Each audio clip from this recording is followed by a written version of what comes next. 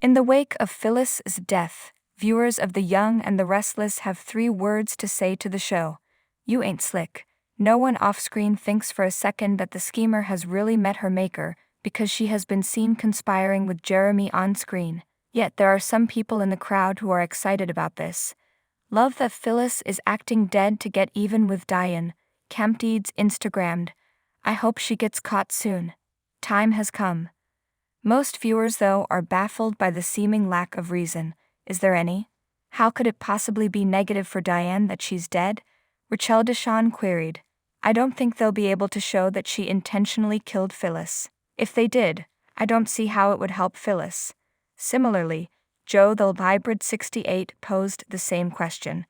I can't see how this improves or modifies the situation, unless the plan is to put Diane away for life because she killed Phyllis. But that won't work because Phyllis has to return at some point, so she's just another Diane, right? WT, exclaimed Avalon 771.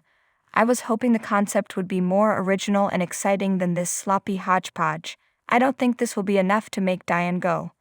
Perhaps Maze Rye understands Phyllis's ultimate goal. She's following in Diane's footsteps, creating a death hoax. She is curious if they will welcome her back as they did Diane. Excellent work, Phyllis. Well played. Weekly soap update for the week of June 7 to 11, 2021. What the heck? There is, of course, a major flaw in that notion. Phyllis would not fake her death and leave her children in such a precarious position, as Poe put it. Isn't it the premise of the story? The main reason she despises Diane? Why did Diane treat her child so cruelly? Doesn't add up. Rally the troops. Her decision to fake her own death runs counter to the entire plot. This is a really dumb idea. Young and Restless, and Phyllis specifically, are being quite hypocritical here. Asking, how can 2 wrongs create a right? Philip 1983 queried. Diane was awful, and she pretended to be dead.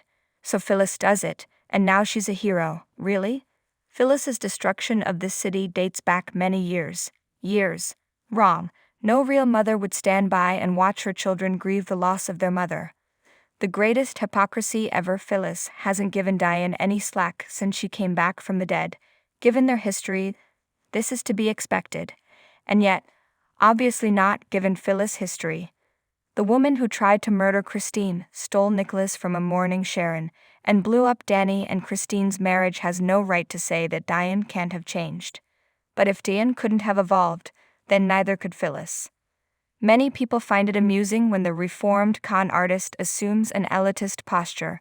Kavuja79 laughed, yes, 'cause Phyllis was so totally naive when she first came to Geno City. A perfect angel who never made a single mistake in her life. Some people, like Mimzimt, are confused by Phyllis's pretzel logic. So let's get this right. Diane is an evil witch because she caused Kyle's grief when she faked her death, but Phyllis doing the same thing to her kids is fine in her mind. Everything she does is going to turn against her. It's becoming increasingly difficult to watch her scenes since she's gotten so pitiful and unstable. Young and Restless, if you wanted to make us feel uneasy, you succeeded.